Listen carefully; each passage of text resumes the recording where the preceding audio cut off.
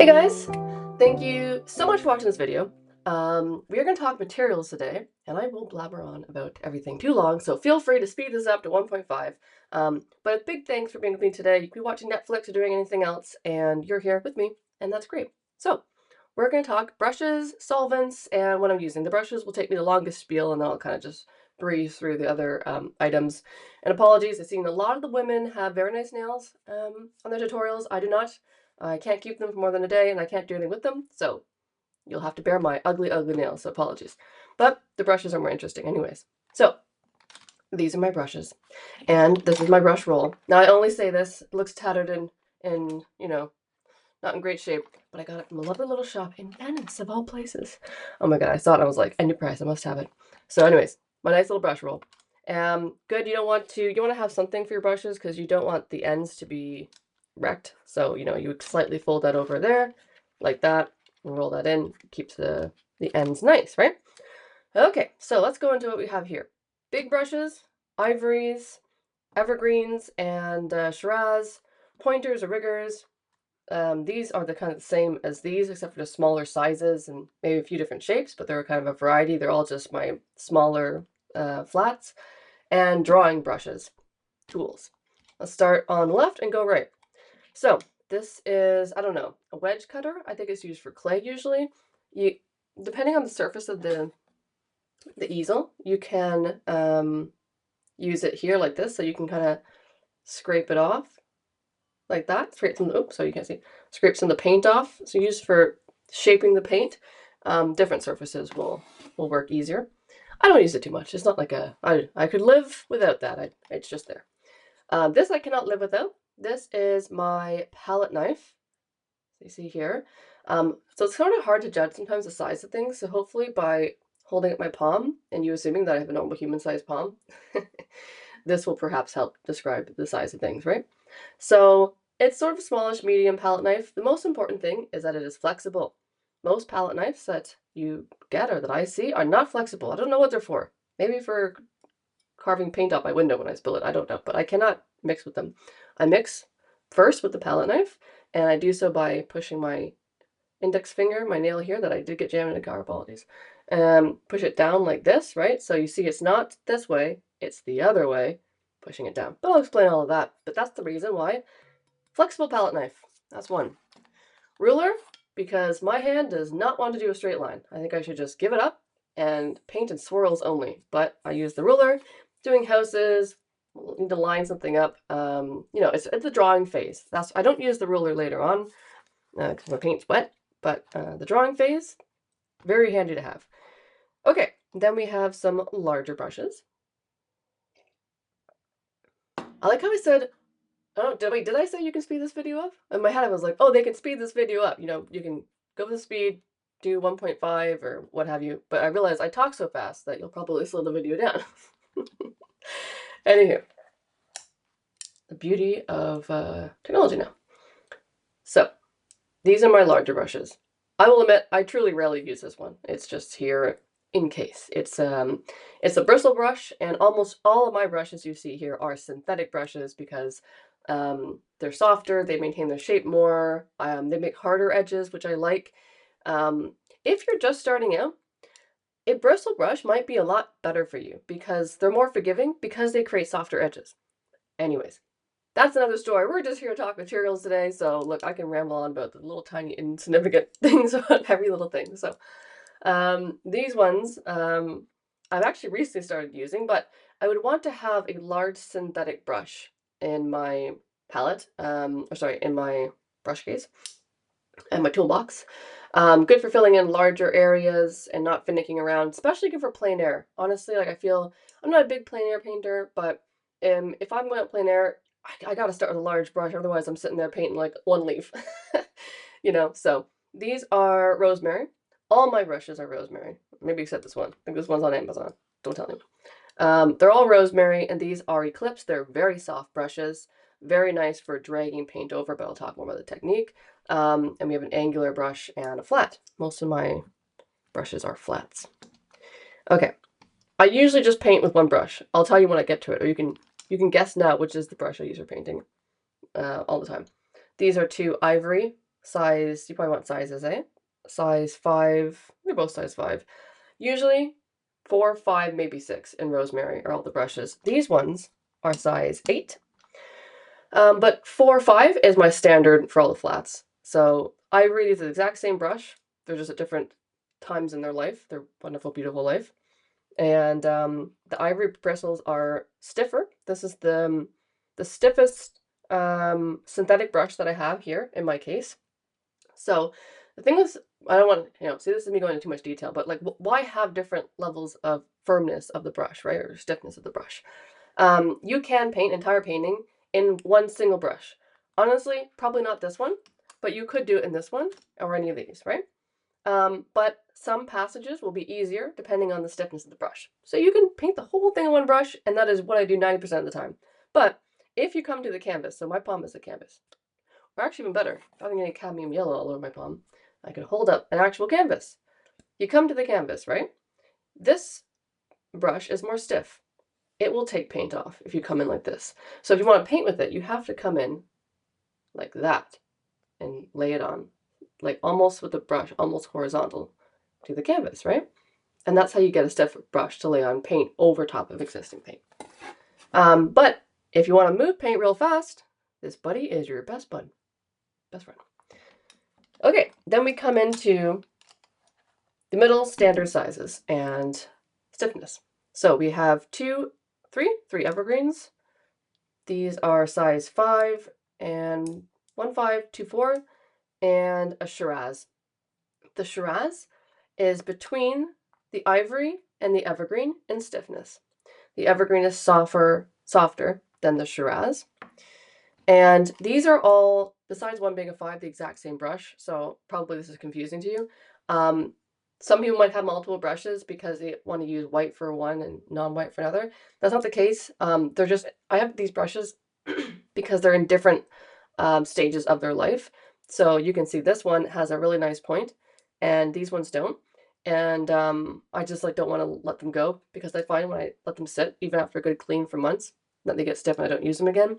And I might want to be doing something that requires, sometimes I don't want a really sharp edge and I want to be moving I want the brush to spread. I want the bristles to spread completely out. In that case, it's nice to have one that's a little bit older in its life, So, we know it's the favorite of the young all the time. Okay. Then we have our riggers and our pointers. So these are for the very end of the painting. You can see they're very small brushes. Little tiny details at the end, though honestly, a lot of time, not only do I prefer it, but I think it makes better marks, is when you use the end of a large brush. So I could just use, see this, the tiny little corner of it? I could use the corner of this to do little dots or thin lines, And you'll find that's usually what I do. And that's why I say, if you haven't guessed it yet, this brush, whole painting goes in this brush. This is actually kind of a tiny brush, size 4. But you can see how crisp that the edge is of it, right? So I can use the corner of this brush to do little tiny details or the blade of it to cut in. It can do everything, So, a couple of these, treat myself at the end if I'm very good. But most of the time, that is my brush for 9% of the painting. Don't try to change things up. I mean, I have this whole arsenal of brushes. Why am I treating myself like I'm poor on brushes? So then we have these collection. This is, overkill. I think I have 2 brushes that are even the exact same. Again, different stages of their life cycle. For all of these, I guess, even this, like I said, they're all rosemary. That's an ivory rigger. This is sable blend, actually, so very soft, and then also a sable blend on the pointer. And then here we have Shiraz, Eclipse, ivory. Anything that's got a white bristle is ivory. Shiraz. The Shiraz are more of a reddish color, but it can sometimes be hard to tell the difference between that and the evergreen, which is green. An ivory long flat, an Eclipse long flat, and a long flat SER. This one I just opened. I don't know what an SER is, but it feels more like a natural, maybe like a synthetic pretend hair. That's maybe my guess, but I don't actually know what it is. I just opened it. Oh, sorry, lost the screen for a second there. There we go. So yeah, so those are all flats, except one. This is a filbert, but I think like flats, flats, flats with one angle, all flats, one filbert. And I'll write this list out. I mean, you don't need it. Please do not buy all these brushes if that's what you're thinking. Please, please do not. But if you want to buy one brush, I might recommend the. So if you get the evergreen size, I would go with size 5. I think I have, what is it? Oh, this is size 5. Size 5.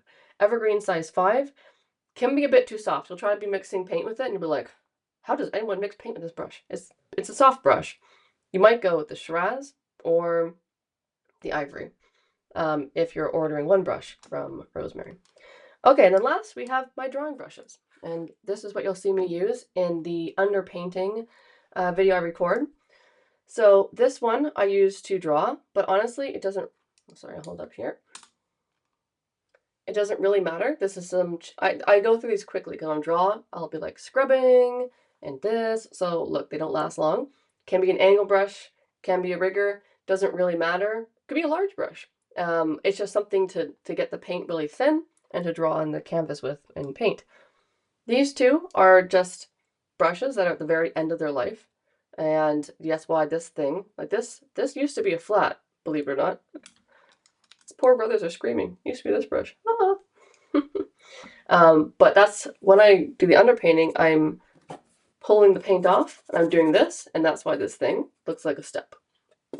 So it's, yeah, so it's used for the underpainting, and same thing with this. It's just for me to just pull off paint and to you know, fill in like dark passages of the underpainting. Okay, that's all my brushes. Now we'll go quickly through the rest of the stuff.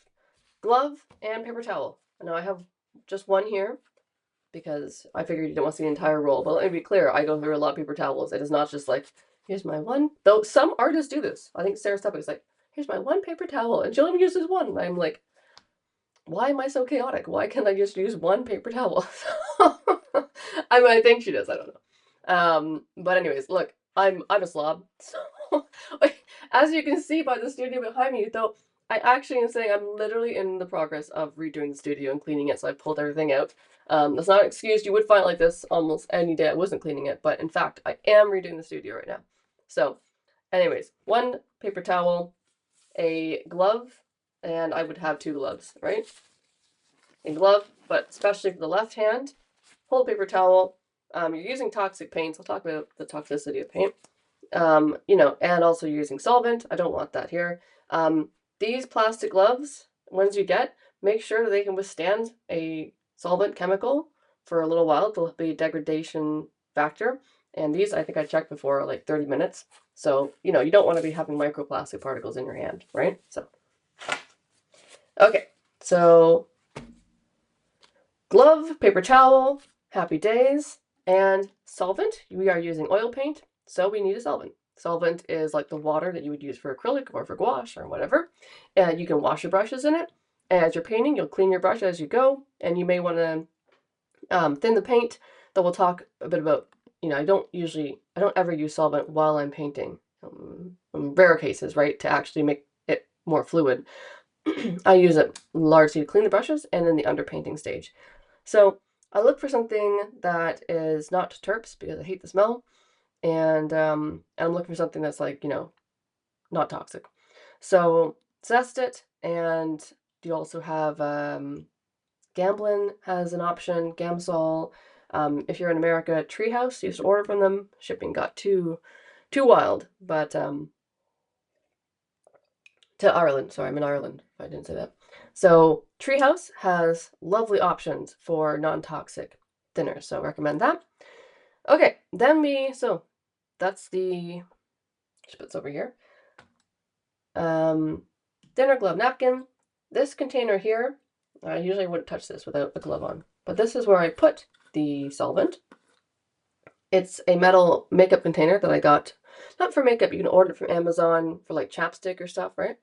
And I drop a magnet. You can't really see it because there's solvent here, but I drop a magnet, again, also from Amazon. So bad. Drop a magnet in here, and then it sticks to my easel. So I don't glue the magnet on, I just put it inside, put the solvent into it. And it just stops it from sliding around, and I can tilt my easel and stuff. And, you know, I just like to have Look, a big magnet fan. I don't know what. It's cool. Okay, then we come to the left, minus the coffee. So, should mention this, paint scraper, just came with my easel I got. Solvent, solvent-free gel, sorry. So, solvent-free gel comes out, oh, it looks like it's like clear. You see it there? Okay, you can't really see it too well, but it's like a clear gel. And this is for paint fluidity. So things over here are for paint fluidity. You don't dilute with anything. You just put it right on your easel and right on your palette, and you just dip your brush into it, and it keeps the bulk of the paint, but it's not as viscous. As in, it will increase the viscosity of the paint and the bulkiness of the paint, but not as much as solvent-free fluid. So both increase viscosity of paint. This one preserves a bulkiness to the paint. This one favors viscosity of the paint. So if you really want the paint to move and be more free-flowing, solvent-free fluid liquid. Also, I should show another one. Sometimes I use this as well. Michael Harding Miracle Medium. It's great too. This is like, I think it's similar, I don't know, but plant-based, solvent-free. They kind of work the same. There's just a little bit of a different finish to each of them. But anyways, you can try them out. They have the same effect, so sometimes I've used that as well. I switch up. Gotta change things up. Gotta try things out. Okay, so we got those two, and sometimes with this one here, this is where the cup comes in, right? So this is my medium cup, right? So these increase viscosity and flow of paint. This dilutes the pigment. So the best combination, if you want the paint to move, right? The best combination is you put either half and half solvent, half solvent-free fluid, or sometimes people put 2/3 solvent, 1/3 solvent, or yeah, solvent-free fluid. Or did I say that right? 2/3 zested, 1/3 a medium, right? And so you put that mixed up in your cup and you can really get the paint moving. But as you get to your final layers, even on an alla prima, right, you probably want to use, end up with more medium in it or just straight oil paint. So that's what I have in here. It's mostly, I think it's solvent-free fluid. It's probably 2/3 this and 1/3 this in my version, but that's not normal. And some people just use, you don't need to dilute this at all. Some people just use this directly, but it will be more viscous if you dilute it with solvent. So it depends on the effect you're going with. All right, that's all the materials. And now lastly, let's talk very briefly about the surfaces we're using. So 2 different types of surfaces here. And I also used a stretched canvas, but it's, I could show you, but it's the same brand, it's the same type of surface of the panel. So first, this is a Bella RT canvas panel. So it's like a cardboard, I think it's some type of cardboard, I don't know, and with a canvas glued onto it. But the thing with the Bella RT, and they're the only one that I like, is that you can't really tell in the video here, but this is a very low tooth canvas. It has very little resistance. Sometimes you get a canvas, and most of the canvases you get, especially the cheaper they are. Sorry, my mouse is a little bit in the way, apologies. I'll leave that away. There we go. The cheaper they are, they have a thicker weave, and the problem is that if you, and maybe I'll do a video just on this, but if you, especially if you're new, and you're applying paint, right? The paint gets caught in the weave like a waffle. Like imagine you're spreading peanut butter on a waffle. If you have peanut butter on your waffles, you can imagine the peanut butter is filling all the holes. That's essentially what ends up happening with more of a weave on the canvas, right? Which means that it's like picking up more of your paint.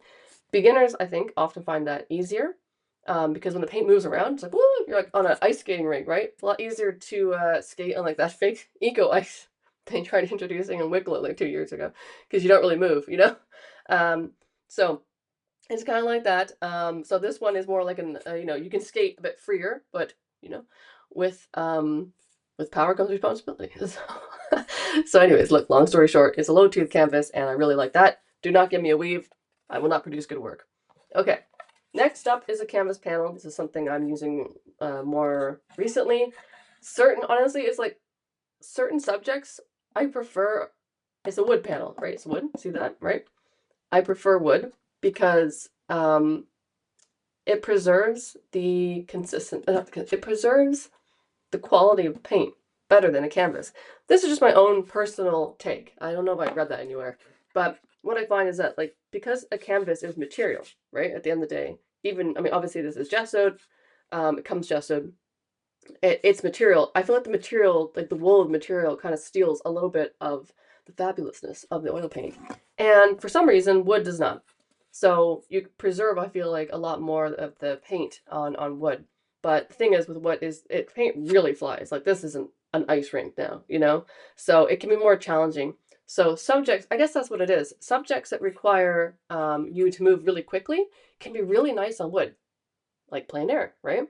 But if you're trying to paint like really slow and specific stuff, the canvas panel can serve better because it's got just a bit more friction. I guess that's what's in my head. So I have these two different types. Finally, let me talk about priming.